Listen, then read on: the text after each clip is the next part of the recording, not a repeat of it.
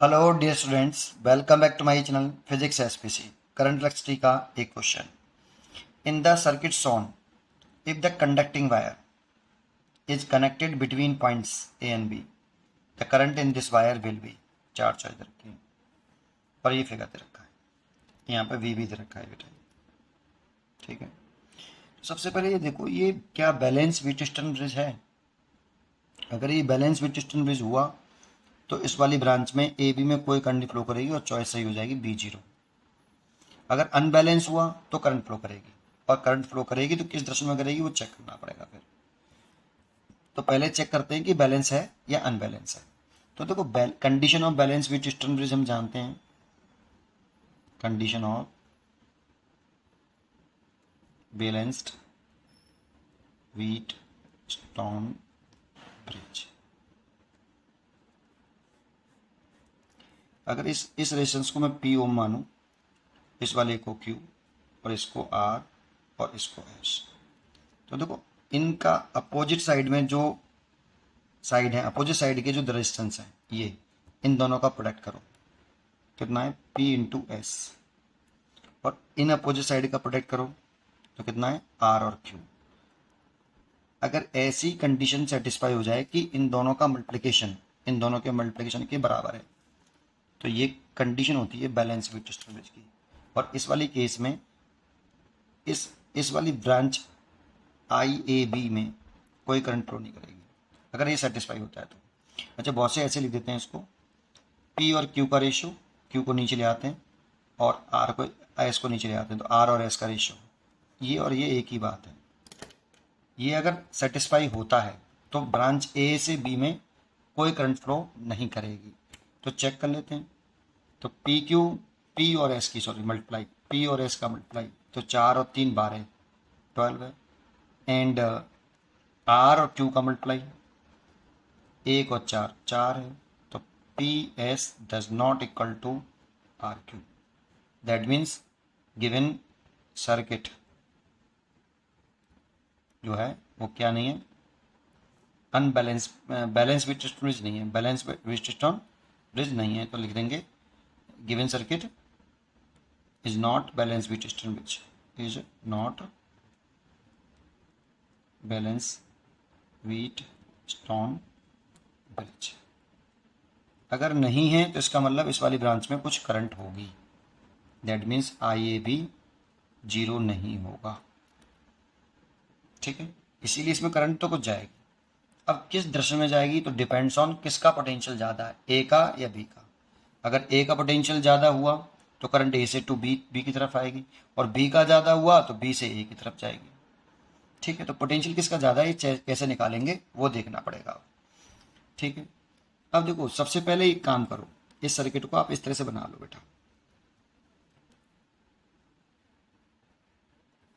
मान लो कि अभी ए बी वायर कनेक्टेड नहीं है। ठीक है, ऐसे है, ये ए है और ये बी है, और ये बैटरी लगी हुई है 20 वोल्ट की। ठीक है, तो देखो इसमें यहाँ से करंट आएगा आई, और दो पार्ट में डिवाइड होगा, इसमें I1 और इसमें I2। मान लो ये सी पॉइंट है और ये डी पॉइंट है, लाइट कर लो। ठीक है, अच्छा, ये 4 ओम का रेजिस्टेंस है, और ये 4 ओम का रेजिस्टेंस है, और ये 1 ओम का रेजिस्टेंस है, और ये 3 ओम का। तो देखो अगर करंट यहाँ से आ रही है और ऐसे जा रही है तो ये दोनों सीरीज में हो गए, तो इन दोनों का सीरीज करके एक कर लो, तो कुछ इस तरह से बन जाएगा डायग्राम।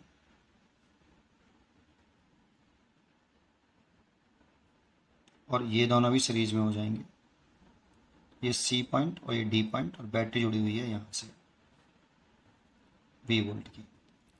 ठीक है, तो देखो ये दोनों सीरीज में कर लो, 4 और 4 8। मान लो ये वाला वायर यहाँ से हटा दिया हमने, है ना, थोड़ी देर के लिए हटा लो, तो ये आपका 8 ओम रेजिस्टेंस हो गया, और 3 और 1 4, ये 4 ओम हो गया। अब देखो ये V वोल्ट है, अगर इसका लो पोटेंशियल है तो इसका पोटेंशियल अगर मैं 0 मान लूँ, 0 वोल्ट, और इसका ये हाई पोटेंशियल, इसका पोटेंशियल मैं वही मान लूँ, तो ये पोटेंशियल डिफरेंस था बैटरी का बेटा। तो इन दोनों पॉइंटों के अक्रॉस पोटेंशियल डिफरेंस कितना है, V - के 0, दैट मीन्स V। तो इस 8 ओम के अक्रॉस भी पोटेंशियल V है और 4 ओम के अक्रॉस भी पोटेंशियल डिफरेंस V है ना। इस 8 ओम के अक्रॉस पोटेंशियल डिफरेंस V और 4 ओम के अक्रॉस भी पोटेंशियल डिफरेंस V, और ये दोनों पैरेलल कॉम्बिनेशन में है। इसमें करंट आपकी I1 है, इसमें I2 है। तो I1 कितनी होगी बेटा? I1 is equal to potential difference upon resistance, है ना। ये तो फॉर्मूला होता है V बराबर IR, तो I बराबर V अपॉन R, और यहाँ V पोटेंशियल डिफरेंस होता है। तो पोटेंशियल डिफरेंस कितना बेटा इस रेजिस्टेंस का? अगर I1 निकाले तो इसी का पोटेंशियल डिफरेंस लिखो, इस वाली ब्रांच से कितना पोटेंशियल डिफरेंस है, तो V, और रेजिस्टेंस कितना 8, तो I1 आया V/8, और I2 निकालो ऐसे ही। इस वाली ब्रांच का करंट है I2, लेकिन पोटेंशियल डिफरेंस कितना है V, और रेजिस्टेंस कितना है 4, तो इसका V/4 आया, इसका V/8 आया, करंट की वैल्यू निकल आएगा। चलिए अब क्या करते हैं, नेक्स्ट पेज पर करते हैं। अब जरा इसमें इस वाली ब्रांच में आ जाओ। देखो अगर मैं इसका पोटेंशियल लेट कर लेता हूँ VA और इसका लेट कर लेता हूँ मैं VC, है ना। इस पॉइंट का पोटेंशियल VA और इस पॉइंट का VC, तो मैं क्या करूँ, A का पोटेंशियल ज़्यादा है या B का, ये निकाल लेता हूँ। कैसे? तो इसका मैंने VC माना है, इस पॉइंट का पोटेंशियल तो V है ना बेटा, इसका तो V था, ये 0, इसका हो गया 0 वोल्ट और इसका हो गया V वोल्ट, ठीक है। तो क्या करें, VC का पोटेंशियल हो गया आपका कितना V वोल्ट ही तो माना है, C पॉइंट का पोटेंशियल V, है ना। तो क्या करें, पोटेंशियल डिफरेंस निकालें।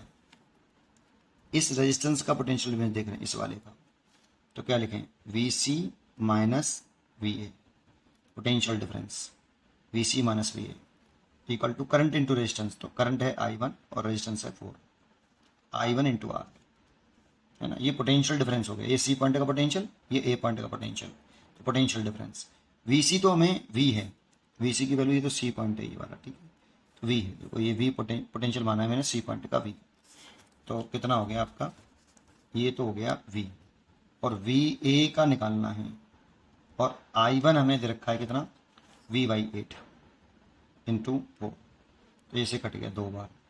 तो यहाँ से अगर मैं VA निकालूँ तो V माइनस V/2 और सब्ट्रैक्ट कर दूँ तो A पॉइंट का पोटेंशियल आया V/2, ये A पॉइंट का पोटेंशियल आया V/2, दैट मीन्स 0.5 V, ठीक है।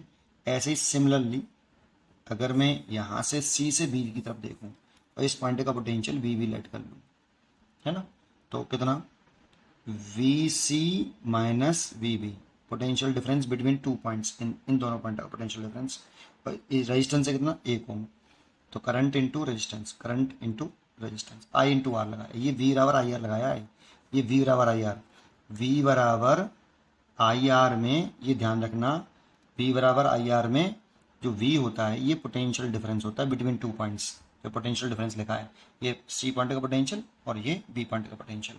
C का कितना है बेटा 0, इसको C पॉइंट क्या, हाँ C का तो V है, सॉरी C का तो V ये रहा, और B का निकालना है, और I2 की वैल्यू कितनी है V/4, इसकी वैल्यू V/4 और ये 1 है, तो यहाँ से BV की वैल्यू निकालूँ तो BV equal to V minus V/4, तो ये आएगा 3V/4, और 4 का अगर हम 3 में डिवाइड करें तो